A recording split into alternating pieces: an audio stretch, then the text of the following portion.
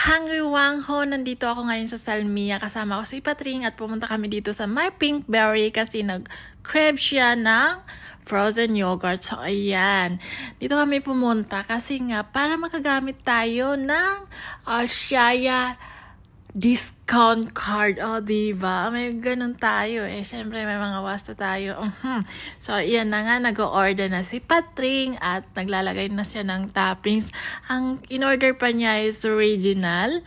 And ako naman is pomegranate. So, yan, nilalagyan na ni ate ng toppings. So, hindi ko alam kung anong nilagay niyang toppings para sa akin kasi hinayaan ko siyang mag-order ng sarili niya. Kasi yan pala, desisyon yan eh.